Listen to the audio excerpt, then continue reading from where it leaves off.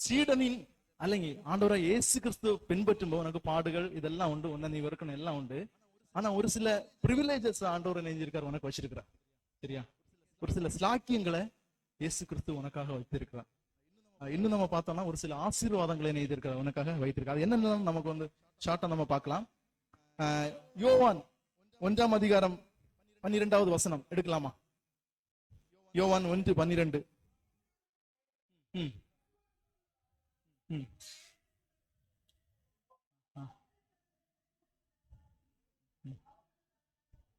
சரியா? அவரை ஏற்றுக்கொண்ட எத்தனை பேர்களோ அவர் எல்லாரும், அவங்க எல்லாம் யாரு? அவருடைய பிள்ளைங்க. நல்லா பாருங்க. சரியா?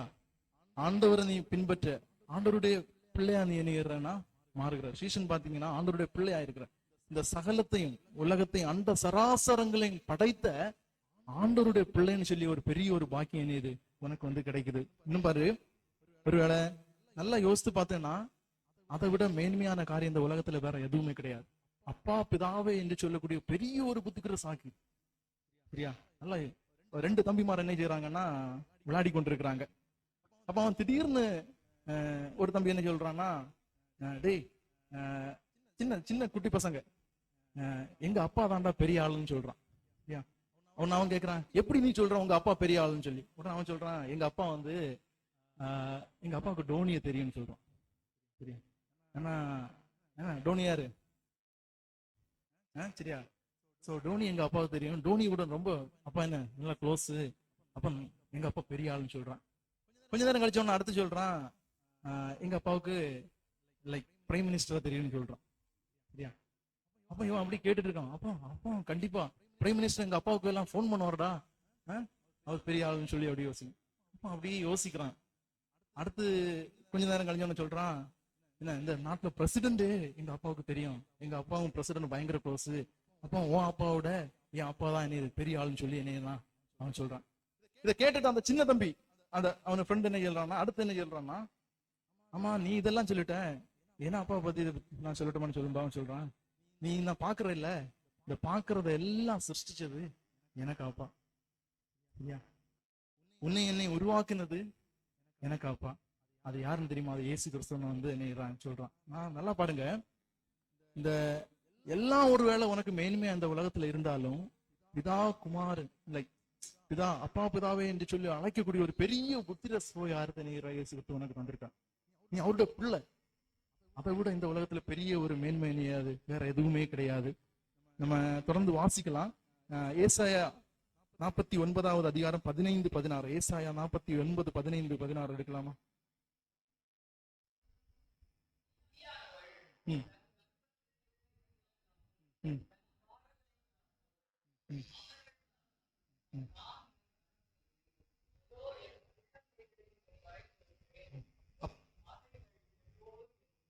பாரு, அப்படிப்பட்ட தேவன் சொல்ற ஒரு மெயினான ஒரு காரியம், ஒரு முக்கியமான ஒரு காரியம் என்ன? ஒரு ஸ்திரீ வந்து ஒரு பாலன என்னவா கற்பம் தரித்து குழந்தை பிறந்ததுன்னா அவங்க மறந்து விடுவாளோ? ஒருவேளை மறக்கலாம், அவங்க மறந்தாலும் நான் என்னைய மாட்டேன், மறக்க மாட்டேன்னு சொல்லி சொல்றேன். எவ்வளவு பெரிய பயங்கரமான ஒரு கான்பிடன்ஸ் பத்தியா? எவ்வளவு பெரிய ஒரு ஹோப் உனக்கு தர்றாரு. நீ என்னுடைய பிள்ளை, நான் உன்னை நினைய மாட்டேன், மறக்க மாட்டேன். இன்னும் நம்ம பார்த்தோம்னா உன்னை உள்ளங்கைகள்ல நான் வரைந்து வைத்திருக்கிறேன் நான் சொல்றேன். தலையில உள்ள ஒவ்வொரு முடிகளையும் நான் எண்ணி வைத்திருக்கிறேன். ஒருவேளை இங்க இருக்கிற எல்லாரும் இப்படி இருக்கிறீங்க, நான் யார்கிட்டையாவது ஒரு ஆள்கிட்ட கேட்டா கூட என்ன முடியாது, சொல்ல முடியாது உன் தலையில எத்தனை முடிகள் இருக்குன்னு சொல்லி. ஆனா இதெல்லாம் எண்ணி வைத்திருக்கிறாரா? அப்ப எவ்வளவு தூரம் உன் மேல கரிசனை உள்ளவரா, உன்னுடைய வாழ்க்கை குறித்து உன்னை நேசிக்கிறவரா உன் கூட இருக்கிறான்னு பத்தி நீ யோசிக்க. இது நமக்கு கிடைத்த ஒரு பெரிய ஒரு ஸ்லாக்கியம். ரெண்டாவது நம்ம பார்க்கலாம், யோவான் 15ஆம் அதிகாரம் 14-15. யோவான் 15ஆம் அதிகாரம் 14-15.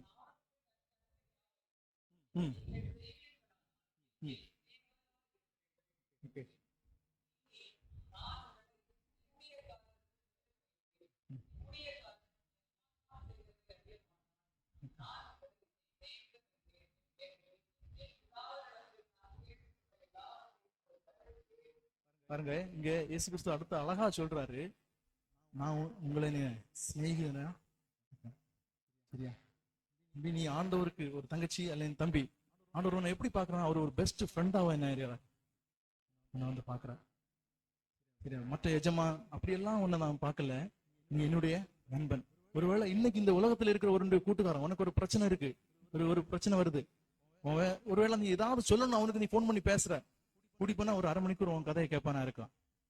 சரியா? ஆனா ஒரு பீரியட் ஆஃப் டைம்ல வந்து ஏதாவது காசு தேவை, கொஞ்ச நாள் ஹெல்ப் பண்ணலாம் யாராவது. அதை தாண்டி உனக்கு ஒரு தேவை இருக்குன்னா கண்டிப்பா என்ன முடியாது, அவனால உதவி செய்யவே முடியாது. ஆனா இயேசு கிறிஸ்து உனக்கு என்ன நல்ல ஒரு நண்பனாக, நீ எப்ப வந்தாலும் எனி டைம் அவரோடு பேசவே, அவரோடு நீ உறவாடலாம். உனக்கு என்ன பிரச்சனைலாம் அவர் சமூகத்துல நீ இணையலாம். எனக்கு அப்படி ஒரு நல்ல ஒரு நண்பனாக இணைகிறாரு அவர் வந்து காணப்படுறாரு. பாருங்க, அப்படிப்பட்ட தேவன் இணைகிறாரு, உன்னை தெரிந்து கொண்டு உன்னை இணைந்திருக்காரு, இந்த இடத்துல வைத்திருக்கிறார். ஒருவேளை மத்தேயு எழுதின சுவிசேஷம் 28:20 வாசிக்கலாம். மத்தேயு 28:20.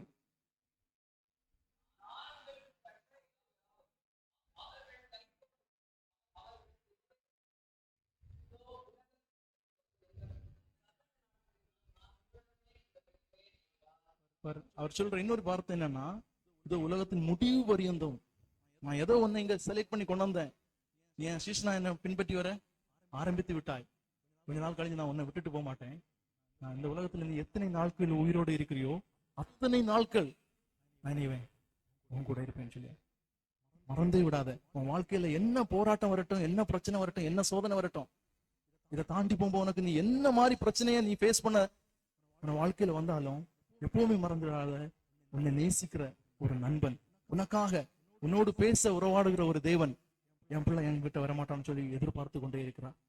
நீ மற்றவங்கள்ட்ட போய் உன் பிரச்சனையை சொல்வதை காட்டிலும், மற்றவங்களை தேடி ஓடுவதை காட்டிலும், ஒரு வேற ஒரு கூட்டுக்காரனை ஓடுவதை காட்டிலும், அவர் சமூகத்துல போய் நீ நின்று அவர் நினைவார், உனக்கு ஒரு உச்ச நண்பனாக எப்பவுமே இருப்பார். அவர் சொல்ற இந்த கடைசி வர, உலகம் அழியறது வர நான் உன் கூட இருப்பேன். பாரு எவ்வளவு பெரிய ஒரு நம்பிக்கை. இனி நம்ம பயப்பட வேண்டிய தேவை இருக்கு. நல்லா யோசிச்சு பாரு, உன் வாழ்க்கையில நீ பயப்பட வேண்டிய தேவையே கிடையாது.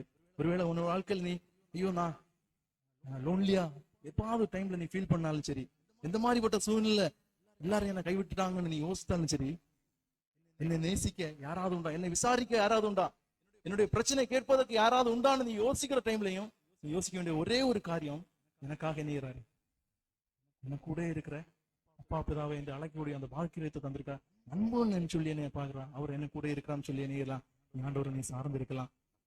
பாருங்க, ஒருவேளை நிறைய நேரத்துல நம்ம ஏதாவது பிடிச்சோம்னா, அவருடைய கையை பிடிச்சோம்னா நம்ம என்ன செய்வோம்னா விட்டுருவோம். சரியா?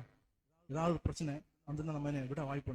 ஏசப்பாட்ட நம்ம வாழ்க்கையை, நம்ம கையை நம்ம வாழ்க்கையை முழுமையா அவரு கையில கொடுக்கும்போது, அவர் நம்ம வாழ்க்கையில அவர் உன் கையை பிடிச்சு நடத்துறாருன்னா ஒருபோதும் இணைய மாட்டாருன்னா உதய மாட்டார். ஏசப்பா என்னுடைய வாழ்க்கையை, என்னுடைய கையை நீங்க பிடித்து என்ன கரம் பிடித்து நடத்துங்கன்னு சொல்லி நீ என்ன ஆண்டவரோடு நீ கேட்கலாம். அவர் உன்னோடு இருக்க உனக்கு என்ன, நீ எதை குறித்தும் பயப்பட வேண்டிய தேவையே கிடையாது. பாத்தீங்கன்னா ஒருவேளை இன்னும் இங்க இருக்கு நீ யோசிக்கலாம், நான் இனி எப்படிடா இங்க எல்லாம் தீர்மானம் எல்லாம் எடுத்து வச்சிருக்கிறேனே, நான் இங்கிட்டு போனா எப்படி நான் இனி பரிசுத்தமா வாழ போறேன், எப்படி நான் பிரச்சனை வரும்போது இனி ஃபேஸ் பண்ண போறேன்னு நீ யோசிக்கலாம். எப்படி என்னுடைய விசுவாசத்தை நான் இனி எப்படி நான் காத்துக்கொள்ள போறேன், நான் இங்க எல்லாருக்கும் முன்னாடி சாட்சி சொன்னேனே, நேற்று கேம்ப் ஃபயர்ல கூட எல்லா கிட்ட முன்னாடி சொன்னேன், நான் எப்படி வாழ போறேன்னு நீ யோசித்து கொண்டிருக்கலாம். ஆனா அவர் சொல்றாரு, நான் உன் கரம் பிடித்து நெய்ய போறேன், அவனை நடத்த போறேன்னு வந்து ஆண்டவர் என்ன பார்த்து சொல்லுகிறார். நம்ம அடுத்து பார்க்கலாம். யோவான் 14ஆம் அதிகாரம் 27வது வசனம். யோவான் 14:27.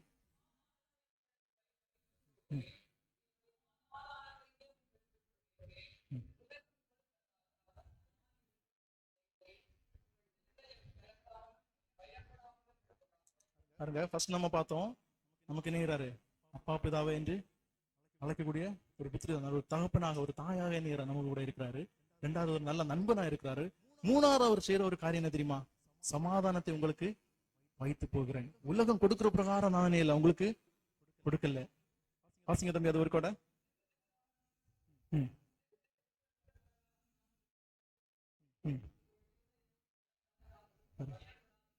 சரியா? நான் தருகிற சமாதானம் உன் வாழ்க்கையில இருந்துன்னா நீ என்ன முடியாது, நீ கலங்க வேண்டாம், பயப்படவும் வேண்டாம். ஆண்டவர் தருகிற சமாதானம். சரியா? நல்லா யோசித்து பாரு. இந்த இந்த இடத்துல நீங்க இப்ப போனேன்னா ஜங்ஷன், ஒருவேளை பார்வதிபுரம் ஜங்ஷன்ல போனேன்னா நீ ஒரு கடையில உனக்கு விருப்பப்பட்ட சாதனம் என்ன வேணாலும் போய் வாங்கலாம். 1 கிலோ அரி வாங்கலாம், 1 கிராம். சரியா? எங்கேயாவது நீ போய் சமாதானம் வாங்க முடியுமா? ஆனா எனக்கு 1 கிலோ சமாதானம் தருங்கன்னு கடையில போய் கேட்க முடியுமா? யாராவது கேட்டு வாங்கியிருக்கீங்களா அப்படி? சரியா? நல்லா யோசித்து பாருங்க. அது தருகிறது இயேசு கிறிஸ்து மட்டும்தான். உன் வாழ்க்கையில ஒவ்வொரு ஸ்டெப்லயும் உனக்கு சமாதானத்தை நீ எதிர்பார்க்கிறத, சரியா, நீ ஒருவேளை வீழ்ந்து போற சூழ்நிலை வந்தாலும் சமாதானத்தை தருகிறோம். உனக்கு ஒருவேளை பாடுகள், கஷ்டங்கள், வேதனைகள், பிரச்சனை, போராட்டம் வருது, இங்கிட்டு போனோன்னு அடுத்து அந்த ஸ்ட்ரகிள் வருது உன் வாழ்க்கையில, அதன் மத்தியில் ஆண்டவர் இனி வரணும் கண்டிப்பா சமாதானத்தை தருகிற தேவனா இருக்கிறார். பவுலை பற்றி நமக்கு நல்லாவே தெரியும், அப்படிதானே? பவுலை நேராங்க ஆண்டவருக்காக வைராக்கியமா ஊழியம் பண்ணின ஒரு மனுஷன், பிடித்து சிறைச்சாலையில போடுறாங்க, பயங்கர பாடுகளை அனுபவிக்கான், அங்க இருந்துன்னு சொல்லாரு எப்பொழுதும் சந்தோஷமா இருங்கள் மற்றவங்களுக்கு எழுதுறாரு. எப்பொழுதும் சந்தோஷமா இருங்க பாருங்க, எவ்வளவு பாடுகள், வேதனை, இது அதுக்கு மத்தியிலையும் அதுதான் நான் சொன்னேன். இதெல்லாம் வந்தாலும் அவருக்குள்ள ஆண்டவர் கொடுத்த அந்த சமாதானம், இதே சமாதானத்தை ஆண்டவர் உன்னுடைய வாழ்க்கையில நீ எதிர்க்கா ஒரு காலம் நீ மறந்து விட கூடாது. திரும்ப சொல்லியிருக்காரு, அந்த சமாதானத்தை நீ மாட்டேன் உள்ளவன் கொடுக்குற பிரகாரம். நீ ஒருவேளை இன்னைக்கு ஒரு மூவி பார்த்தேன்னா, வேற எந்த காரியம் பார்த்தாலும், வேற என்ன நீ யோசித்தாலும், ஒரு குறிப்பிட்ட டைம் தான், ஒரு 5 நிமிஷம் அல்ல 10 நிமிஷம், ஒரு 20 நிமிடம், அது தாண்டன நீ முடிஞ்சிச்சு. ஆனா எப்பொழுதுமே அந்த சமாதானம் தாண்டவர் எண்ணுகிறாரு, உனக்கு வைத்து போகிறேன் சொல்றார். சரியா? பிலிப்பியர் 4ஆம் அதிகாரம் 11, 12, 13 வாசிக்கலாம். பிலிப்பியர் 4ஆம் அதிகாரம் 11, 12, 13.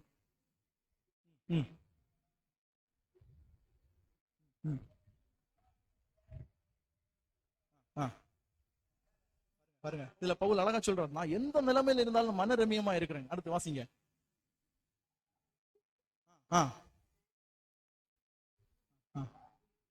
ஓகே, தாழ்ந்திருக்கவும் தெரியும் எனக்கு, நீயும் வாழ்ந்திருக்கவும் தெரியும். ஓகே ஓகே என்கிட்ட இன்னும் இருக்கோ இல்லையோ, அல்ல என்கிட்ட கார் இருந்து, பங்களா இருந்து, இதெல்லாம் இருந்து, ஒருவேளை ஒண்ணும் இல்லாம நான் சீரோயில தெருமுனையில நான் வந்தாலும் நான் நீவேன், அவரை பின்பற்றுவேன், அவர் தருகிற சமாதானம் எனக்குள்ள இருக்குன்னு சொல்லி சொல்றாங்க. அது அடுத்த ஒரு வசனம் வாசிக்கலாமா? அதே அதுல 13வது வசனம். சரியா? நல்லா பாத்துக்க, உன்னுடைய வாழ்க்கையில சோதனை ரொம்ப வேதனை. என்னுடைய வாழ்க்கையில எனக்கு ரொம்ப விருப்பப்பட்ட வசனம் தான் பிலிப்பியர் 4:13. அநேக சூழ்நிலைகளை ஆண்டவரோடு நான் கேட்ட ஒரு வசனம், என்னை பலப்படுத்துகிற கிறிஸ்துவனால் எல்லாவற்றையும் செய்ய எனக்கு பலன் உண்டு. உன் வாழ்க்கையில இயேசு கிறிஸ்துவை நீ மையமா வைத்து அவர் உன் வாழ்க்கையில இருக்கும்போது நீ எதையும் உன்னால என்ன முடியும், செய்ய முடியும், சாதிக்க முடியும், ஜெயிக்க முடியும் உன் வாழ்க்கையில். அதை நீ மறந்து விடவே கூடாது. சரியா? என்னை பலப்படுத்து, அவ்வளவு அழகா சொல்றேன், என்னை பலப்படுத்த கிறிஸ்துவனால. இதுக்கு மத்தியில இணைகிறார் அந்த பாடுகள், வேதனை முடித்தேன். என் பலம் யாரு, என் ஃபுல் ஸ்ட்ரென்த் யாரு? இயேசு கிறிஸ்து. உன் வாழ்க்கையில இயேசு கிறிஸ்து உன்னுடைய முதல் பலனாக இணையணும் இருக்க வேண்டும். அவர் உன் வாழ்க்கையில முதல் பலனா இருக்கும்போது நீ எதையும் இணைய முடியும், சாதிக்க முடியும், ஜெயிக்க முடியும். நிக் விஜுவிக்கு தெரியுமா உங்களுக்கு? நிக்க பாத்துறீங்க? நிக் விஜு, சரியா? நிறைய வீடியோஸ், சரியா? அவரு பிறந்த டைம் பாத்தீங்கன்னா 2 கையும் இல்ல, சரியா? சோ நிறைய வாட்டி சூசைட் பண்ணலாம்னு எல்லாம் யோசித்த மனுஷன் இன்னைக்கு பாத்தீங்கன்னா அநேக பேருக்கு பிரயோஜனம் உள்ள ஒரு மனிதனாக இருக்கிறார். அவர் இப்படி சொல்றாரு, எனக்கு கைகளும் இல்லை, கால்களும் இல்லை, எனக்கு கவலையும் இல்லை சொல்றார்.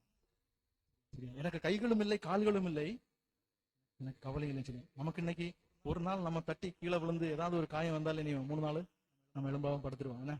சரியா? நல்லா பாத்துங்க. உங்க இப்ப நல்லா பாத்துட்டு இருக்கீங்க, ஒரு கண்ணை இப்படி அடைச்சு வச்சு பாத்து பாருங்களேன். யாராவது எல்லாரும் கை வச்சு ஒரு கண்ணை அடைச்சு பாருங்களேன். சரியா? 2 கண்ணை அடைச்சு பாருங்க, அவ்வளவுதான். சரியா? ஆனா அவர் சொல்ற, எனக்கு கைகளும் இல்லை, கால்களும் இல்லை, எனக்கு கவலையும் இல்லை. ரீசன் என்ன தெரியுமா? ஒரு வாழ்க்கை இயேசு கிறிஸ்து. அவ்வளவு பெரிய சமாதானத்தை, அது நிலையான சமாதானம். அந்த சமாதானத்தை உன வாழ்க்கையில தாராருன்னா யாரும் என்ன முடியாது, அதை உன்னிடத்துல எடுக்க முடியாது. அதான் இயேசு கிறிஸ்து அந்த நிலையான சமாதானத்தை நான் உனக்கு தான் தர்றேன்னு சொல்லி சொல்றாரு. இன்னும் நம்ம பார்த்தோம்னா ஒரு காரியம் கூட நான் சொல்லிட்டு நான் முடிக்கலாம்னு நினைக்கிறேன். நம்ம are you ready to share the, இந்த ஒரு சந்தோஷம், சமாதானத்தை பெற்று நீ மற்றவனுக்கு சொல்ல நீ ஆயத்தமா இருக்கிறியா? நல்லா யோசித்து பாரு. இதான் ஆண்டவர் ஒன்று என்னை கேட்கிறார். இந்த முகாமில் வந்து உன்னுடைய பாவத்தை எல்லாம் நான் மன்னித்து உன்னை நல்ல ஒரு சீசனா மாட்டி இருக்கிறேன். ஒரு நல்ல ஒரு சீசனா நீ மாறி இருக்கிறாய். நீ இருக்கிற இடத்துல உப்பா ஒளியா இருக்கணும், நீ சாட்சியா இருக்கணும் விரும்புற ஆண்டவர் ஒன்றை விரும்புற ஒரு காரியம் தெரியுமா? என்னை குறித்து, என்னுடைய அன்பை குறித்து. இதே போல எத்தனையோ உன்னுடைய ஃப்ரெண்ட்ஸ் சமாதானம் இல்லாம, சந்தோஷம் இல்லாம கேம்பஸ்ல இருக்காங்க, உன் காலேஜ் கேம்பஸ்ல இருக்காங்க, ஒருவேளை நீ போற பஸ்ல டிராவல் பண்றாங்க. அவர்களுக்கு என்னைக்கு நீ சொல்லுவாயன்னு சொல்லி உன்னை பார்த்து கேட்கிறாரு. அது எப்போ உனக்கு வாழ்க்கையில வரும்னா 2 கொரிந்தியர் 5ஆம் அதிகாரம் 14ஆம் வசனம் எடுக்கலாமா? 2 கொரிந்தியர். கிறிஸ்துவனுடைய அன்பு. சரியா?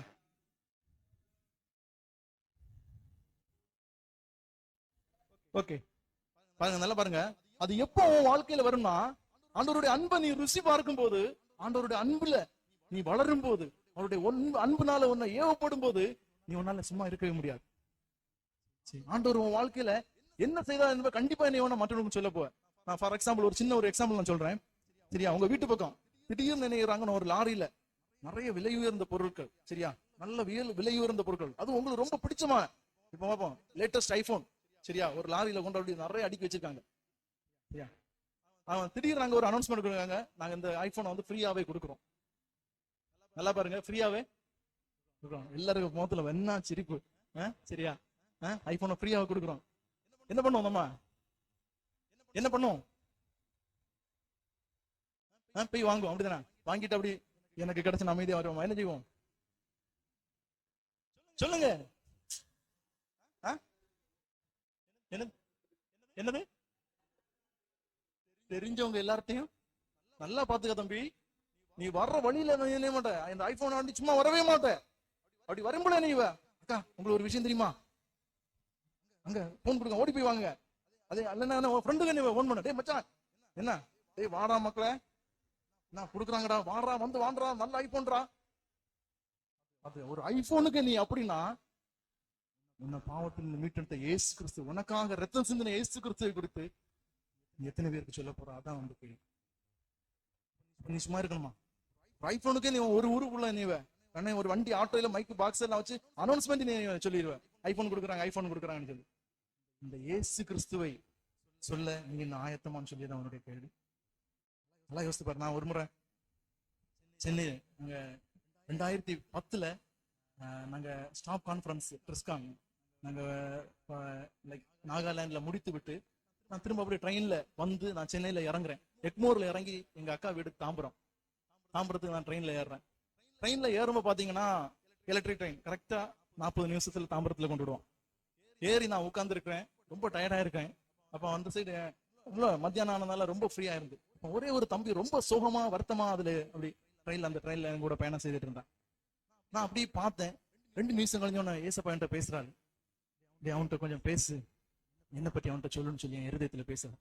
நான் சொல்றேன், ஏசப்பா அதெல்லாம் முடியாது, ரிஸ்கான் ஒரு வாரத்துக்கு மேல அங்க நாகாலாந்து இத்தனை நாள் ட்ரெயின்லயே 3-4 நாள் போச்சு, டிராவல் பயங்கர டயர்டா இருக்கேன், என்னால முடியவே முடியாதுன்னு சொல்றேன்.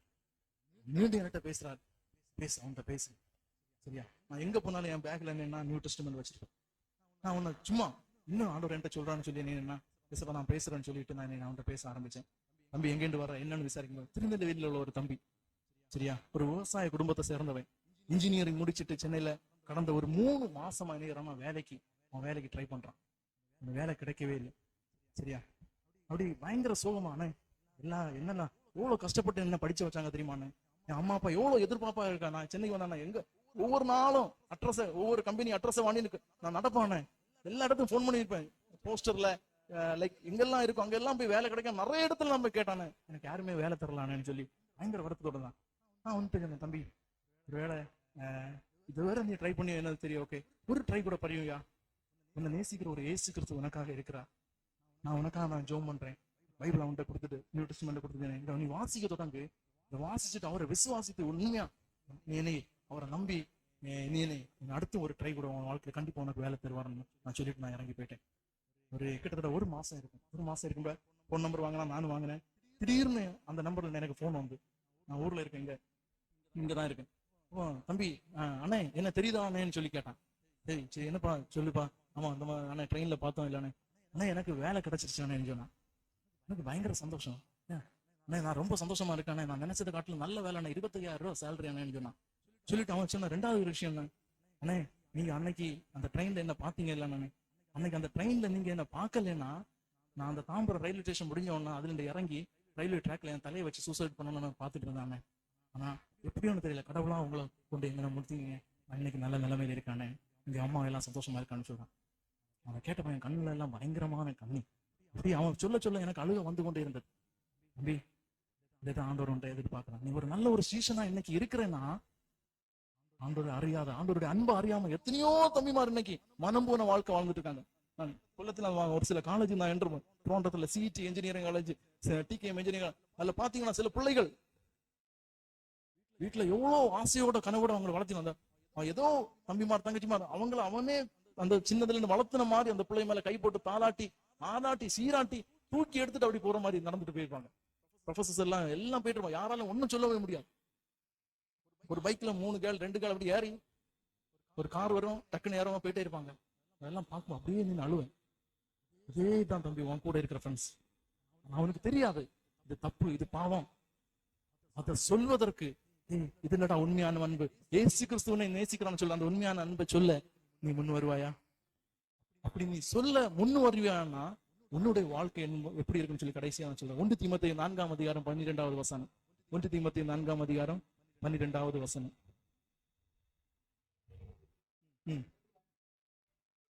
உன் நிலைமையை குறித்து ஒருவனும் உன்னை அசட்டை பண்ணாதபடிக்கு நீ வார்த்தையிலும் நடக்கையிலும் அன்பிலும் ஆவியிலும் விசுவாசத்திலும் கற்பிலும் விசுவாசிகளுக்கு மாதிரியா.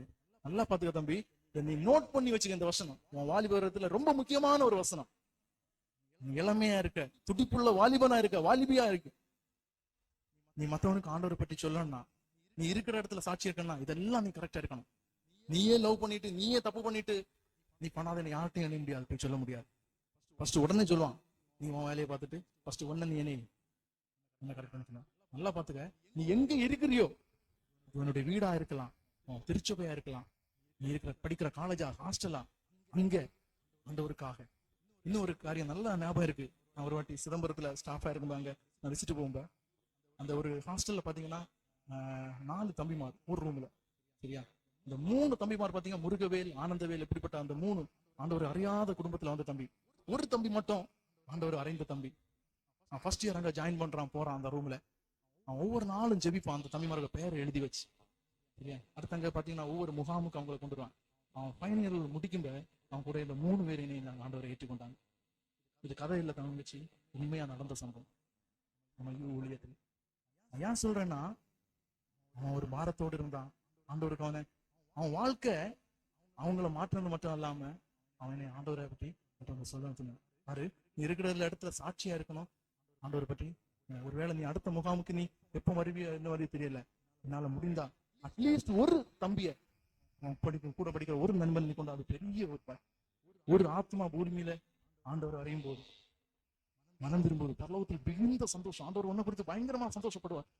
என் பிள்ளை, என் சீசனா, என்ன பின்பற்றி வருகிறவன் நான் மாதிரியே என்னுடைய இருதய துடிப்பை அறிந்து கொண்டு எனக்காக அவன் வேலை செய்ய ஆரம்பித்துட்டான்னு சொல்லி ஆண்டவர் ரொம்ப சந்தோஷப்படுவான். சரியா, கடைசியா என்னுடைய வாழ்க்கையில நடந்த ஒரு சில காரியங்கள் ஒரு சின்ன சாட்சியை சொல்லி நான் முடிக்கலாம்னு ஆசைப்படுறேன். நான் ஒரு சாதாரண குடும்பத்துல பிறந்தவன் தான். அப்பா ஒரு டீச்சர், அம்மா ஹவுஸ் ஒய்ஃப் தான். எனக்கு ஒரு அக்கா சென்னையில இருந்தாங்க, இப்போ மார்த்தாண்டத்துல இருக்காங்க. சரி, சின்ன வயசுல அடிக்கடி ரொம்ப சிக்காகுவேன். நல்ல இப்போ பாக்குற மாதிரி இல்லை, இதோட ஒல்லியா இருந்தேன், ரொம்ப கருப்பா இருந்தேன். அடிக்கடி சிக்காயிட்டே இருப்பேன். அப்புறம் நம்ம ஜேசரன் ஹாஸ்பிட்டல்ல செக் பண்ண பாத்தீங்கன்னா என் ஹார்ட்ல ஹோல் இருக்குன்னு சொல்லி கண்டுபிடிச்சாங்க. அப்போ டாக்டர் சொல்றாங்க கொஞ்ச நாள் கூட வெயிட் பண்ணுவோம், இல்லைன்னா கண்டிப்பா என்ன சர்ஜரி பண்ணணும். எங்க அம்மா அப்பா எல்லா மீட்டிங் என்ன கொண்டு போவாங்க, எங்கேயாவது போய் இவனுக்கு நீ சுகம் கிடைக்கணும்னு சொல்லி. அப்போ ஒரு நாள் எங்க வீட்டுல பாஸ்ட் வர்றாரு. பாஸ்ட் ப்ரேயர் பண்ணிட்டு இருந்தாரு. எங்க அம்மாட்டையும் அப்பாட்டும் சொன்னாங்க, உங்க பையனை ஊழியத்துக்கு நீங்க ஒப்பு கொடுங்க, கடவுளை நீ பார்த்துக்கொள்வான்னு சொல்லி. அதை கேட்டு எங்க அம்மா அப்பா என்ன ஊழியத்துக்கு அர்ப்பணித்தாங்க. சரியா, அவங்க எதிர்பார்ப்பு தம்பி என்னையும் பாஸ்ட் சர்ச்சில் பாஸ்டா போவான்னு சொல்லி. அதை தாண்டி பாத்தீங்கன்னா அப்படி நாட்கள் போகிறது. அப்பா சேலரி வாங்கிட்டு வருவாங்க. நான் என்னை ஹாஸ்பிட்டல்ல மார்த்தாண்டத்துல எங்கேயாவது ஒரு ஹாஸ்பிட்டல் அட்மிட் ஆகி கிடப்பேன். அப்பா அப்படி பாப்பாரு, வேதனையோட வருவாரு.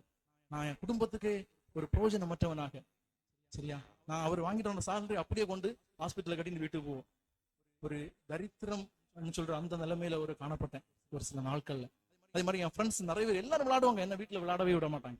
டாக்டர் கண்டிஷன் எங்க போய் விளையாடக்கூடாது, விளையாடினா ஓடிச்சாடி விளையாட எனக்கு பிரச்சனை. ஸ்கூல்ல பிடி சாட்டையும் விளையாடி சொல்லிட்டாங்க. அப்ப எங்க என்ன விடவே மாட்டாங்க. சோ 10ஆம் கிளாஸ் படிக்கும்போது திடீர்னு பாத்தீங்கன்னா கிளாஸ்ல நான் மயங்கி விழுறேன், என்ன நினைக்கிறாங்க, உடனே ஹாஸ்பிட்டல் கொண்டு போறாங்க. அங்கிருந்து பாத்தீங்கன்னா இவர் ரொம்ப கண்டிஷன் மோசமா இருக்கு, உடனே சிஎம்சி வெள்ளூருக்கு கொண்டு போகணும்னு சொல்லி என்ன வெள்ளூருக்கு கொண்டு போறாங்க. சிஎம்சி வெள்ளூர்ல அங்க டாக்டர்ஸ் பார்த்துட்டு நாங்க இங்க ஒருவேளை நாங்க டேட் தரோம்னா 3 மாசத்துக்கு மேல ஆகும். ஆனா இவங்க கண்டிஷன் ரொம்ப மோசமா இருக்கு, இவனை ஒரு வாரத்திலே சர்ஜரிக்கு நாங்க டேட் தரோம்னு சொல்லி எனக்கு டேட் தந்தாங்க. பணத்தை ரெடி பண்ண சொன்னாங்க, அப்பா அம்மா பணத்தை ரெடி பண்ணாங்க. ஆப்ரேஷன் நாள் வந்தது. நான் வெள்ளூர்ல சிஎன்சி வெள்ளூர்ல அப்படி என்ன அங்க வந்து ஸ்ட்ரெச்சர்ல என்ன அப்படி படுக்க வச்சிருக்காங்க. இங்க பாத்தீங்கன்னா ஆப்ரேஷன் தியேட்டர் முன்ன கொண்டு போக ரெடியா இருக்காங்க. அப்போ என் பேரண்ட்ஸ் என் ரிலேட்டிவ்ஸ் எல்லாரும் வந்து அழுதுட்டே இருக்காங்க. நான் அப்படியே சிரிச்சுட்டே இருக்கிறேன். எனக்குள்ள என்ன இருந்துச்சுன்னா, இப்போ என்னால விளையாட விடல ஒண்ணு, இந்த ஆப்ரேஷன் பண்ணி முடிஞ்சா என்ன எல்லாம் சரியாயிரும், பயங்கரமா விளையாடலாம்னு சொல்லி ஒரு நம்பிக்கை இருந்தேன். ஆப்ரேஷன் தியேட்டருக்கு போக முன்னாடி ஒரு நர்ஸ் வந்து ஒரு இன்ஜெக்ஷன் போடுறாங்க. நான் என்ன தம்பி, ஒரு கொஞ்சம் மூச்சு பிடிக்கணும், ஒரு சின்ன இன்ஜெக்ஷன் தான், வலிக்கும், இந்த மூச்சு பிடிக்கணும், ரொம்ப உங்களுக்கு என்னையும் வேதனைக்குன்னு சொன்னாங்க. அப்படி மூச்சு பிடிச்சு அப்படியே அவங்க இன்ஜெக்ஷன் போட்டோன்னா எனக்கு வலி வந்துச்சுன்னா என்ன மூச்சை விட்டுட்டேன். நல்லா வலிக்க ஆரம்பிச்சு. அப்போ அதுல இருந்து அந்த பெட்ல இருந்து யோசிக்க ஆரம்பிச்சேன், சப்பா இந்த ஒரு சின்ன ஒரு இன்ஜெக்ஷன் இவ்வளவு வேதனையா இருக்கு என் வாழ்க்கையில. நான் இன்னும் கொஞ்ச நேரத்துல என்ன போறேன்னா, என் ஹார்ட் ஆப்ரேஷன், என்ன நெஞ்ச கீழ் என்னைய ஓப்பன் சர்ஜரி பண்ண போறாங்க, என்னால தாங்க முடியாது ஆண்டவரே.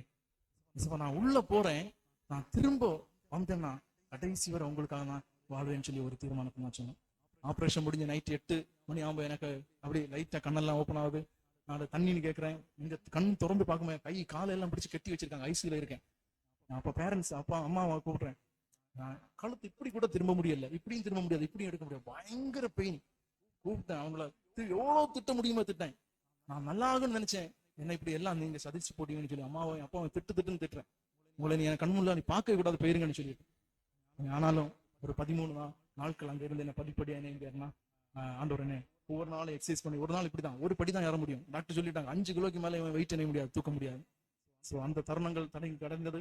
10ஆம் கிளாஸ் எக்ஸாம் எழுதுக்கு பாத்தீங்கன்னா வீட்டுல என்னுடைய ஃப்ரெண்டு 3 மாசம் ரெஸ்ட் முடிச்சு ஃப்ரெண்டு என் வீட்டு படிக்கட்டுல என்ன சைக்கிள்ல ஏற்றி அப்படியே ஸ்கூல் வாசல்ல கொண்டு வருவான். நான் ஒரு பொம்மை மாறி போய் ஒரு கிளாஸ் ரூம்ல பார்த்து அந்த மூலையில ஒரு சேர் போட்டுருவேன், அங்க உட்காந்துருப்பேன். கிளாஸ் முடிஞ்சவன அதே மாதிரி அவன் வருவான், பேக் எடுப்பான், வெயிட் கூட தூக்க கூடாது, அப்படியே சைக்கிள் ஏற்றி என்ன வீட்டு படிக்கட்டுல வந்து இறக்கி வருவான். என் வாழ்க்கை இப்படிதான். எல்லாராலும் ஒதுக்கப்பட்டவனா, எல்லாரும் என்ன கேலிச்சுவாங்க, டேய் உன் ஹார்ட்ல ஓட்டையா, எல்லாராலையும் தள்ளப்பட்டவனா, ஒதுக்கப்பட்டவனா, பயங்கர சூழ்நிலையில இருந்தேன். அதை தாண்டி பார்த்தீங்கன்னா அந்த சூழ்நிலை நல்லா படிச்சேன். 325 மார்க் வாங்கினேன். 12ல நல்ல மார்க் வாங்கினேன், 75% மார்க் வாங்கினேன். அடுத்து என்ன, மாஸ்டர் படிக்கணும் வீட்டுல அப்படி சொன்னா, மாஸ்டர் படிக்கணும் ஒரு டிகிரி போதும். மார்த்தாண்டம் காலேஜ்ல என்ன போட்டேன். அப்ப நான் யோசிக்கிறேன், ஏன்னா படிப்படி அப்பா ஆண்டவர் என்ன நல்ல பலத்தை தான். மார்த்தாண்டம் காலேஜ்ல போனா இனியனும் அடிச்சு பொழிச்சு ஜீவி எவ்வளவு தூரம் என்ஜாய் பண்ணணுமோ அவ்வளவு தூரம் என்ஜாய் பண்ணணும், பயங்கர சந்தோஷத்துல மார்த்தாண்டம் காலேஜ் போறேன். 1 வீக் இனாகிரேஷன் மீட்டிங் முடிஞ்சதான் வந்து சீனியர் ஜெபுன்னு சொல்றாரு, தம்பி ஒரு போஸ்டர் இருக்கு, ஒரு கேம்ப் இருக்கு, வினோஜ் கையில ஒரு போஸ்டர் கொண்டு வந்து, நீ வந்தேன்னா உன் வாழ்க்கை நல்லா இருக்கும், ஒரே ஒரு வார்த்தை, நீ வந்தேன்னா உன் வாழ்க்கை நல்லா கேட்டாரு. சரியா, பயங்கர போராட்டம், போகணுமா வேண்டாமா, முட்டத்துல நடக்கு.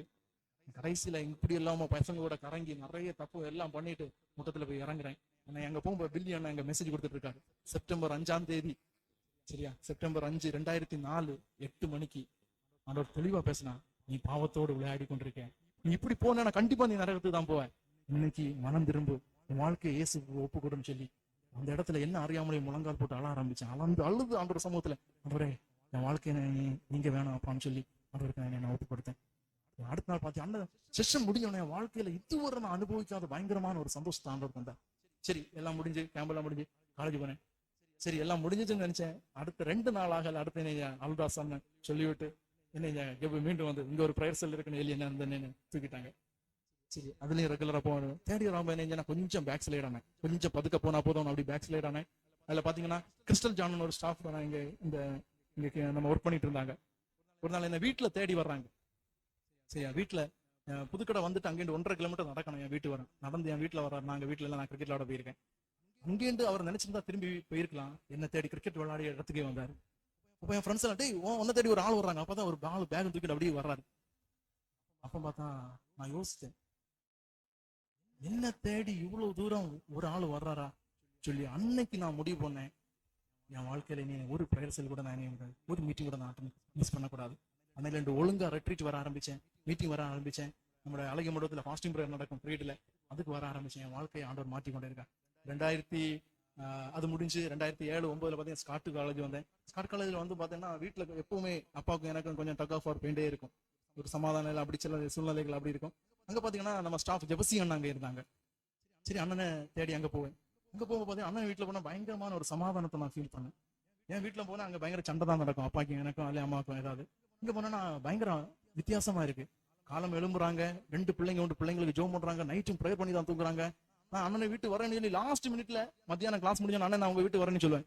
அண்ணனுக்கு அக்காவுக்கும் சிலப்பா சாப்பாடு இருக்கும், அந்த சாப்பாடை எனக்கு போட்டு நெய்ஞ்சாங்க, எனக்கு வந்து பரிமாறினாங்க. நான் அப்படியே பார்த்தேன். நான் அடுத்து ஆண்டவர்கிட்ட சொன்னேன், ஆண்டவரே நான் ஒரு ஊழியக்காரனா வர விரும்புறேன், இதை மாதிரி ஒரு வாழ்க்கை என் வாழ்க்கை மாறணும் ஆண்டவரேன்னு சொல்லி அன்னைக்கு நான் ஜெபம் பண்ணேன். அதெல்லாம் முடிச்சு அடுத்து பாத்தீங்கன்னா கொயினியா கான்ஃபரன்ஸுக்கு போறேன். நான் சொன்ன மாதிரி அங்க போய் எல்லாம் ஓடி ஓடி வாலண்டியரா எல்லாம் பண்ணிட்டு இருக்கேன். கடைசி ஓடி எல்லாம் ஒவ்வொரு டைமும் ஓடிக்கொண்டே இருக்கிறேன். அடுத்து என்னதான் எங்க விழுந்தாலும் வினோஜ் அங்க இந்த பைப்பு போயிட்டு அங்க போய் சரி பண்ண இங்க இது அப்படின்னு சொல்லிட்டு எல்லாத்தையும் ஓடிட்டே இருந்தேன். கடைசியில பாத்தீங்கன்னா ஒரு செஷன் கூட நான் அட்டன் பண்ணவே இல்லை 2008 போய். நான் அதை வர பற்றி வருத்தப்படுத்தேன் இல்லை. சில நேரம் சாப்பாடு அங்க எல்லாம் கொடுத்துருவேன், நான் பிளேட் எடுத்துட்டு போக சாப்பாடு தீர்ந்துடும், அப்படியே நான் பேசாம போய் ஒரு இடத்துல போய் படுத்துருவேன். ஆனா லாஸ்ட் நாள் ஒரு மரத்தடி மூட்டில் அப்படி சோகமா அப்படி இருக்கும்ப ஒரு அண்ணா வந்து சொன்னாங்க, வினோஜ் நீ போய் பாரு, நம்ம கொயினில ஒரு பெஸ்ட் மூமெண்ட் உண்டு, நீ போய் பாருன்னு சொன்னார். நானும் சரி அப்படியே போய் பாக்குறேன். அங்க போய் எத்தி பார்க்கும்போது பாத்தீங்கன்னா அங்க நம்ம ஸ்டேட் செக்ரட்டரி நின்று எல்லா ஸ்டாஃபையும் ஸ்டேஜ்ல ஏத்துறாரு. ஒவ்வொரு டிஸ்ட்ரிக்ட்ல பேரை சொல்லி அப்படி மேலே ஏறுறாங்க எல்லாரும் ஒவ்வொன்னா. அப்படி நான் இந்த எத்தி அப்படி பார்த்துட்டு அப்படி நிற்கிறேன், ஆண்டவரே நானும் ஒரு ஊழியக்காரனா எல்லாம் வர விரும்புறேன், என்ன எல்லாம் இந்த ஸ்டேஜ்ல ஏசப்பா நீங்க ஏத்த முடியுமான்னு சொல்லி ஒரே ஒரு தாட்டு தான் எனக்குள்ள வந்து முடிஞ்சிச்சு. அடுத்து பாத்தீங்கன்னா நான் மிஷன் கான்ஃபரன்ஸ் அட்டன் பண்றேன். ஆண்டவர் என்ன ஊழியத்தை அழைக்கிறார், நான் ஒப்பு கொடுக்குறேன், இங்க வர்றேன். இங்க வந்து 1 இயர் லோக்கல் கோஆர்டினேட்டரா இருக்கிறேன். அதுக்கப்புறம் பாத்தீங்கன்னா ஸ்டேட் கோஆர்டினேட்டரா என்ன செலக்ட் பண்ணாங்க. மீண்டும் நாகர்கோவில் நான் இந்த இது பண்றாங்க. லோக்கல் கோஆர்டினேட்டர் தான் வீட்டுல இருந்து வரலாம். ஸ்டேட் கோஆர்டினேட்டர் என்னன்னா நாகர்கோவில் எனக்கு வந்து அந்த மாதிரி எல்லாம் சேர்ந்து வீடு எடுத்திருந்தாங்க. நான் நம்ம இது வெட்டுணி மடத்துல தான் தங்கி இருந்தேன். ஃபர்ஸ்ட் நாள் அப்பா வர்றாங்க, எனக்கு என்ன செய்யறாங்கன்னா அடுப்பு குக்கரு எல்லாம் வந்து வாங்கி தந்துட்டு எனக்கு என்ன செய்யறாங்கன்னா அப்பா நான் கிளம்புறடான்னு சொல்லிட்டு போயிட்டாங்க. அம்மா கொஞ்சம் அரிசி இதெல்லாம் வச்சிருந்தாங்க. எனக்கு என்ன பண்ணணும்னு தெரியாது, அப்படியே உட்காந்துருக்கேன் ரூம்ல. சரியா சாயங்காலம் ஆனோன்னா ஃபோன் பண்ண, அம்மா என்ன பண்ணணும், அம்மா சொன்னாங்க அரிசி எடுறா, தண்ணியில போடுறா, அடுப்பை பத்த இதெல்லாம் சொல்லி தள்ளி இருக்கேன், எல்லாம் வச்சுட்டு இருக்கேன். பாத்தீங்கன்னா அன்னைக்கு நைட்டு கொஞ்சம் ரைஸ் மீதி வந்து நான் அப்படியே அந்த ரைஸ் அப்படி வச்சேன். சரியா வச்சுட்டு அம்மா கொஞ்சம் ரைஸ் என்ன டேய் வேஸ்ட் பண்ணாதடா, ஒரு லெமனை வாண்டி கொஞ்சம் புளிஞ்சு இது பண்ண என்ன இல்லைன்னா காரமா லெமன் ரைஸ் சாப்பிடலாம்னு சொன்னாங்க. என் வாழ்க்கையில நான் இதுவரை ரைஸ் காரமா சாப்பிட்டதே கிடையாது. காலமா எழும்புனோன்னு கிச்சனுக்கு போவேன், அம்மா எனக்கு இன்னும் இட்லி வேணும், அம்மா புட்டு வச்சிருந்தாலும் எனக்கு இட்லி வேணும்னா இட்லி வச்சு தரணும். ஒரு சில ஆகாரம் தருமை என்ன பிடிக்கலாம், அப்படி பிளேட் எடுத்து எறிஞ்சு நாட்கள் உண்டு. இன்னைக்கு பாத்தீங்கன்னா நான் அதே மாதிரி கிண்டி செய்து அப்படி வைத்தேன். காலம் எழும்பி உட்கார்ந்து இருந்து ஜோம் பண்றேன். அதோட என் லைஃப்ல ஃபர்ஸ்டா ஊழியத்துக்கு வந்து நான் ரைஸ் சாப்பிட்றேன்னு சொல்லி சாப்பிட்டுட்டு இருக்கும்போது எனக்கு மனசுல ஒரு சின்ன ஒரு எண்ணம், லெமன் ரைஸ் ஒரு சின்ன கொஞ்சம் ஊறுகாய் இருந்தா நல்லா இருக்கும்னு சொல்லி நான் கொஞ்சம் யோசிப்பேன். சரியா யோசித்து நான் அப்படியே ஊறுகாய் இல்லைன்னு சொல்லி நான் அப்படியே கிளம்பி போயிட்டேன். சரியா போயிட்டு ஸ்காட் காலேஜ் பிரேயர்ஸ் எல்லாம் முடிச்சு சாயங்காலம் நம்ம ஆண்டி வீட்டுக்கு போறேன். ஆண்டி தான் அப்போ பிரசிடண்டா இருந்தாங்க. சரியா என்ன அப்பாயின்மெண்ட் ஆர்டர் தரணும்னு சொல்லி என் வீட்டுக்கு கூட்டினா நான் போறேன். அங்க போயிட்டு பாத்தீங்கன்னா ஆண்டிட்ட போய் எல்லாம் பேசிட்டு சரி ஆண்டி நான் கிளம்புறேன்னு சொல்லிட்டு நான் கேட்டு வாசல் வரும்பேன். அப்படி கேட்டு வாசல்ல வந்த உடனே பாத்தீங்கன்னா ஆண்டி அண்ணன் வினோஜ் ஒரு நிமிஷம் இல்லைன்னு சொல்லி சொன்னாங்க. நான் அப்படி சரி வேற ஏதாவது கொண்டு தர போறாங்களா இருக்குன்னு சொல்லி யோசித்தேன். ஆண்டி ஒரு பாட்டில் பிக்கிள் அப்படியே தூக்கிட்டு வர்றாங்க, வந்து என் கையில தெரியும். ஒருவேளை ஆண்டி இன்னைக்கு கூட தெரியுமான்னு தெரியாது, அப்படியே கொண்டு கையில தர்றாங்க. நான் அப்படியே வாங்கினோன்னு என் கண்ணுல கண்ணீர். காலமா நினைச்சு அப்படியே பைக்ல ஸ்டார்ட் பண்ணி பைக்ல வச்சு அப்படியே வர்றேன். ரூம்ல வந்து பாட்டில வச்சு முழங்கால் படி நிட்டேன். அப்படியே அழுறேன், என்ன தெரியாம அழுக. நான் காலமா பிக்கிள்னு தான் ஏசப்பா யோசித்தேன். சாயங்காலம் எனக்கு ஒரு பாட்டிலே நீங்க தந்துட்டீங்க. அன்னைக்கு என்கிட்ட ஏசப்பா சொன்னா, டேய் இன்னும் முதல் உன் வாழ்க்கையில நீ யார்கிட்டையும் கை எந்த கூடாது, உனக்கு என்ன தேவைன்னா நீ முழங்கால் படி நிற்கிறான். தம்பி நான் உன்கிட்ட உண்மையா சாட்சியா சொல்றேன் தம்பி, இன்னைக்கு வர நான் யார்கிட்டையும் போய் 5 பைசா கையெழுந்து கிடையாது. எனக்கு என்ன தேவைன்னா இன்னைக்கும் எவ்வளவு பிடிச்ச விஷயம்னாலும் நான் எழுதி வைப்பேன் நோட்ல. ஒரு ஹெட்போனுக்கு வேண்டி 3 வருஷம் நான் ஜூம் பண்ணிருக்கேன். ஆண்டவர் எனக்கு பெஸ்டான ஹெட்போன் வந்திருக்கேன். நான் முழங்கால இருந்து ஆண்டவர்கிட்ட சொல்லுவேன், ஆண்டவர் கரெக்ட் டைம்ல எனக்கு எப்ப தேவைப்படுமோ எப்ப தேவைப்படுமோ கரெக்டா எனக்கு வேணுவார். அதான் நான் இந்த தம்பி சொன்னா கேட்ட கேள்விக்கு தான் பதில் தம்பி. ஆண்டவர் ஒன்னு அழைக்கும் போது, ஆண்டவர் நீ தான் நாடி விரும்பி தேடி வரும்போது, தகப்பன் என் சொந்த அப்பா உலக பிரகாரமான தகப்பன் யோசிப்பதை காட்டிலும் அதிகமா இணைவார்னா ஒன்னு இணைவார். ஆசீர்வதிக்கிறேன். அதுக்கப்புறம் பாத்தீங்கன்னா இங்க முடிஞ்சு நான் ஸ்டேட்டுக்கு போறேன். ஸ்டேட்ல அங்க திருச்சியில நான் இருக்கேன், கோயம்புத்தூர்ல இருக்கேன். அதுக்கப்புறம் நான் படிக்க போறேன். படிக்க போகும்போது பாத்தீங்கன்னா இண்டிபெண்டா போனோம். யூடிசி காலேஜ்ல படிக்கணும்னா 1 லட்சம் ரூபா ஃபீஸ். சரியா இவ்வளவு ஃபீஸ் எனக்கு வீட்லயும் கிடையாது, எனக்கு கையிலையும் கிடையாது. அப்ப நான் யோசிக்கிறேன் என்ன பண்ணலாம்னு சொல்லி. கடைசி எனக்கு தெரிஞ்ச ஒரே ஒரு நல்ல ஒரு சின்ன ஒரு டேலண்ட், வண்டி நல்லா ஓட்டுவேன். அப்ப மார்த்தாண்டத்துல அப்ளை பண்ணி பால்ஜுக்கு அப்ளை பண்ணி அப்ப அங்கெல்லாம் விசாரிக்கிறேன். அங்க நல்ல கால் டாக்ஸி எல்லாம் ஓட்டினா என்ன பார்ட் டைம்ல போய் படிச்சுட்டு பார்ட் டைம் கால் டாக்ஸி ஓட்டலாம்னு சொல்லி இங்க எப்படி அப்ளை பண்ணி ஹெவி லைசன்ஸ் எடுத்துட்டு நேரம் பெங்களூர் போறேன். அங்க போய் ஸ்டடீஸுக்கு போன பாத்தீங்கன்னா நம்ம படிப்புல ரொம்பவே வீக்கு ஹீப்ரு இதெல்லாம் வந்து அங்க சொல்லி தர்றாங்க. விடிய விடிய 4 மணி வரை இருந்து அசைன்மெண்ட் எழுதினாலும் முடிய மாட்டேன். இதுக்கிடையில நான் எங்க போய் இது ஆனாலும் நான் பண்ண ஆண்டவர் என்னோட பேசின ஒரு காரியம், நான் உன்னை இந்த இடத்துல கொண்டு வந்திருக்கேன், நீ இந்த இடத்துல என்னை தேடணும்னு சொல்லி. காலம் 4 மணிக்கு எழுப்பேன் தம்பி, நான் ரூம்ல முழங்கால் போட்டு நினைப்பேன் 6 மணி வரை. சாயங்காலம் 6 மணிக்கு கரெக்டா எங்க டைனிங் ஹால் அந்த பில்டிங்ல 3வது மாடியில போய் முழங்கால நிற்பேன். ஒரு வாட்டி ஃபீஸ் கட்டணும், 25,000 ரூபாய் ஃபீஸ் கட்டணும். சரியா, எனக்கு வந்து காசு கையில கயறதில்லை. வீட்டுல அம்மா சிக்கா இருந்தாங்க, அப்பா ஹார்ட் அட்டாக் வந்து ஒரு ஹாஸ்பிட்டல் இருக்காங்க, அழுதுட்டு நிக்கிறேன். அதே டைம் நான் ஜோம் பண்ணிட்டு நிக்கும்போது ஒரு சார் போன் பண்றாரு, வினோஜ் உனக்கு நிலைமையை நான் வேற ஒரு ஆளுக்கு என்ன ட்விட்டர் ஃபோன் பண்ணி உனக்கு உன நிலைமையை வேற ஒரு ஆள்கிட்ட சொன்னேன், அங்க எங்க சர்ச்சில் உள்ள ஒரு மெம்பர் உனக்கு ஒரு 15,000 போடலாம்னு சொல்லியிருக்காங்கன்னு சொன்னார். அடுத்து ஒரு 10 நிமிஷம் ஆகல, இன்னொரு 10,000. இன்னொரு எதிர்ச்சியா ஒரு நம்ம கேரளாவில் உள்ள ஒரு அங்கிள் ஃபோன் பண்ணேன். அவர் சொன்னார், வினோஜ் நாங்க கொஞ்சம் லேண்டை வித்தோம், அதுல ஒரு தைத்து இருக்கு, அதை யாருக்கு கொடுக்கலாம்னு யோசிக்கலாம், உனக்கு தரலாம் நாங்க யோசிட்டோம், ஆண்டவர் ஒன்றை தரணும்னு சொல்லியிருக்காரு, எனக்கு நான் தரணும்னு சொல்லி அப்படிப்பட அடுத்த நாள் ஃபீஸை கொண்டு நான் கட்டினேன். மே மாசம் ஊருக்கு வரவே மாட்டேன். ஏப்ரல் மேல பாத்தீங்கன்னா 45 நாள் இரவு பகல கால் டாக்ஸி ஓட்டி அந்த பைசாயை திரும்ப கொடுக்கணும்னு சொல்லி நைட்டு பகல வண்டி ஓட்டி என்ன நான் பேசுறேன். இதை எங்க காலேஜ் கேம்பஸ்ல உள்ள ப்ரொஃபசர் இதெல்லாம் வாட்ச் பண்ணிட்டு இருந்தாங்க. நான் நைட்டு விடியால அந்த 5 மணிக்கு வண்டி எடுத்துட்டு போவேன், நைட்டு திரும்ப வருவேன். நைட்டு 11 மணி 12 மணி 1 மணிக்கு தான் ரூமுக்கே வருவேன். வண்டி கொண்டாங்க ஓடி விட்டு மீண்டும் 4 மணிக்கு வண்டி கழுவி நீட்டா இருக்கணும். ஐடி ஃபீல்ட்ல உள்ளவங்க என் கூட ஐடி ஃபீல்ட்ல நான் வண்டி ஓட்டுவோம் பாத்தீங்கன்னா எல்லாரும் இருக்கிறவங்க பாத்தீங்கன்னா என் பக்கத்துல இருக்கும் 5 லட்சம் 6 லட்சம் சேலரி, அமெரிக்காவை பத்தி அதை பத்தி இதெல்லாம் பேசிருப்பான். நான் ஒரு 10,000 ஒரு 5,000 இது ஃபீஸ் கட்ட முடியாமல் நான் சந்தோஷமா ஓட்டுவேன், அவங்களை கொண்டு டிராப் பண்ணுவேன், கூட்டிட்டு வருவேன். சரியா, ஆனா அதுல ஒரு காரியம், காலேஜ்ல எல்லாரும் என்ன இதை பத்தி தெரிஞ்சு போச்சு. அடுத்த ஃபைனல் இயர்ல பாத்தீங்கன்னா கமிட்டியில அதை பேசி என்ன காலேஜ்ல நம்பர் 1 பெஸ்ட் ஸ்காலர்ஷிப் 1,10,000 ரூபாய் எனக்கு ஃப்ரீயாவை எனக்கு வந்து படிக்க வச்சாங்க. சரியா, நான் ஏன் சொல்றேன்னா, நீ ஆண்டவரை சார்ந்து நிற்கும் போது, ஆண்டவருக்காக நிற்கும் போது, காலேஜ்ல இன்னைக்கும் தெரியும், அந்த பிகினிங் ஃபர்ஸ்ட் இயர்ல போகும்போது என்ன யாருக்குமே தெரியாது, ஆனா ஃபைனல் இயர்ல ரொம்ப பிரின்சிபால் முதல் காலேஜில் உள்ள எல்லாருக்கும் தெரியும், வினோஜன் ஒருத்தன் இங்க படிச்சிருக்கான், அவனுடைய வாழ்க்கை அநேக பேரை மாற்றிருக்குன்னு சொல்லி தெரியும். சரியா, இன்னைக்கு போனாலும் என்னை பற்றி நிறைய விஷயம், எனக்கு தந்த சின்ன சின்ன பொறுப்புகள் எல்லாத்துலயும் உண்மையா இருந்தேன். ஆண்டவர் அதுல என்ன மகிமையா பயங்கரமா என்ன உயர்த்தினான். நான் இதை சொல்றேன், நான் தம்பி வாழ்க்கையில சில பொறுப்புகள் ஆண்டவர் தரும்போது, ஆண்டவருக்கு நீ உண்மையா இருக்கும்போது, ஆண்டவர் சார்ந்து இருக்கும்போது நீ வரணும், ஆண்டவர் உன்னை கண்டிப்பா நீ உயர்த்துவா. ஒருவேளை நான் சொன்ன மாதிரி என் வாழ்க்கையில நான் யோசிச்சிருக்கேன், நான் அதுக்கு நான் சொல்ல ஆக்சிடென்ட் ஆனது, காலு இன்னும் இந்த இடுப்புல இருந்து கீழே வர பெரிய ஒரு ராடு இருக்கு, ஃபுல் ராடு இருக்கு காலில். சரியா, ஹார்ட். சரியா, அதுக்கப்புறம் இதெல்லாம் இப்படி இருக்கிற ஒருத்தனுக்கு என் வாழ்க்கை என்ன ஆகும், எதிர்காலம் என்ன ஆகும், உனக்கு இன்னைக்கு இருக்கிற அதே கேள்வி எனக்கு இருந்து, என் ஃபியூச்சர் ஆகும், மேரேஜ் ஆகுமா, மேரேஜ் ஆனா எனக்கு குழந்தை பிறக்கும்பா, நான் மேரேஜே பண்ண மாட்டேன், வைராக்கியமா வாசியா இருந்தவன். சரியா, அப்படிப்பட்ட இதுல தம்பி, ஆனா ஒவ்வொரு ஸ்டெப்லயும் ஆண்டவர் எனக்கு ஒரு குறை வைக்காம, நான் ஒரு கிளாஸ் கூட, ஏன்னா ஸ்டடீஸ்ல 9 வருஷம் படிச்சிருக்கேன், ஸ்டடீஸ்ல ஒரு கிளாஸ் கூட நான் கட்டடிச்சது கிடையாது, ஒரு கிளாஸ் கூட நான் லேட்டா போனதே கிடையாது. ஒரு நாள் பஸ்ல வரும்போது லேட் ஆயிடுச்சு, பஸ் பிரேக் டவுன் ஆச்சு, லேட் ஆச்சு, அப்படியே வந்து ஸ்காட் காலேஜ் முன்ன இறங்கிட்டு அப்படியே நான் அடுத்த பஸ் பிடிச்சி வீட்டுக்கு போயிட்டு, நான் இருந்தா நல்லவனா உண்மையா நீட்டா இருக்குன்னு சொல்லி யோசித்த ஆட்கள் உண்டாயிரும். சரி, அதான் நான் உனக்கு சொல்றேன், நீ ஆண்டவருக்கு உண்மையா இருக்கும்போது ஆண்டவர் நினைவாரு, உன்னை கனப்படுத்துவான். சரியா, இன்னைக்கு ஆண்டவர் எனக்கு நல்ல மனைவி பிள்ளைகளை தந்து என்ன இருக்காரு, என்ன வந்து ஆசீர்வதிக்கிட்டேன். அதுக்கு ஒரே ஒரு காரணம் தம்பி, வேதத்தை அதிகமா இணையணும், ஆண்டவரை நேசிக்கணும், வேதத்தை வாசிக்கணும், அதிகமா ஜெபம் பண்ணணும். ஹாஸ்பிட்டல்ல கால் ஆக்சிடென்ட் ஆகி ஆபரேஷன் தியேட்டர்ல கால் முடிஞ்சு அப்படி இருக்கும்போது டாக்டர் ஃபர்ஸ்ட் என்ன ஆபரேஷன் கழிஞ்சவன பார்க்க வராரு.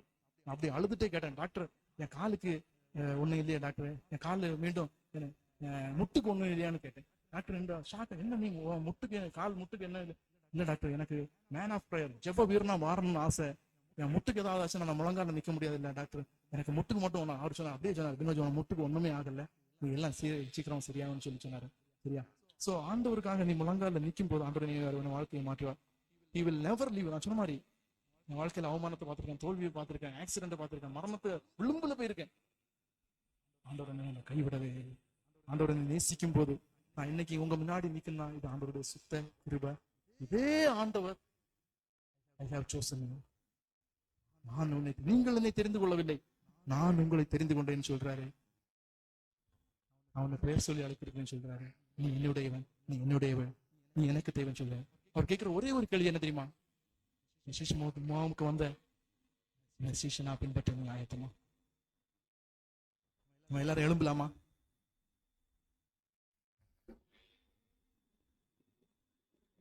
நம்ம கண்களை அடைக்கலாம். அவர் கேட்கிற ஒரே ஒரு காரியம், என்னை பின்பற்றி வருவாய். நீ இருக்கிற இடத்துல சாட்சியா இருக்கணும். ஆண்டவரே இன்னும் என் வாழ்க்கையில ஏதாவது காரியத்தை நீ பிடித்து வைத்து கொண்டிருக்கிறாய் என்ன? ஏசப்பா சொல்றா, டேய் வேணா, அது உன்னை அழித்திடும். உன் வாழ்க்கையை முழுமையா என் இடத்துல தான் கேட்கிறார்.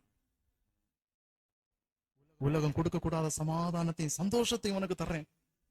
நீ எங்க போனாலும் கிடைக்காது, எங்க போய் தேடினாலும் கிடைக்காது. அதே சந்தோஷத்தை நான் உனக்கு தர போறேன்.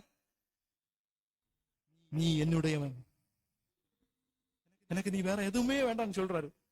ஆண்டவருக்கு நீ பணமோ பொருளோ ஒண்ணு கொடுக்கணும். அவர் கேட்கிறாரு, உன் வாழ்க்கை நீ என்ன பின்பற்றி வரணும்.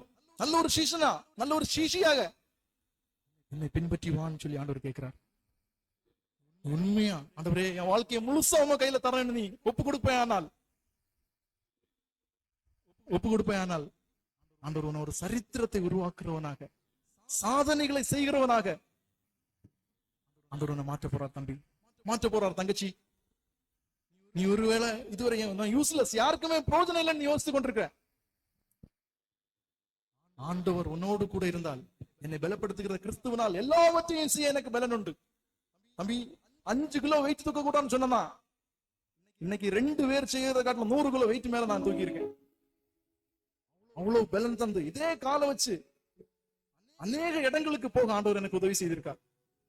ஒரே ஒரு விஷயம் தான், அந்த இயேசு எனக்கு போதும் நான் சொல்லி தம்பி. நான் எடுத்த ஒரு தீர்மானம், என் வாழ்க்கையில என்ன வந்தாலும் நான் உண்மை விட்டு போக மாட்டேன், என்ன நடந்தாலும் உண்மை விட்டு போக மாட்டேன். நான் எடுத்த ஒரே ஒரு தீர்மானம் என் வாழ்க்கையை தலைகீழாக மாற்றி இன்னைக்கு சந்தோஷமா ஆண்டவர் வச்சிருக்கா தம்பி. அதே சந்தோஷத்தை, சமாதானத்தை உன் வாழ்க்கையில தர ஆண்டவர் விரும்புகிறார். ஒப்பு கொடுப்பாயா?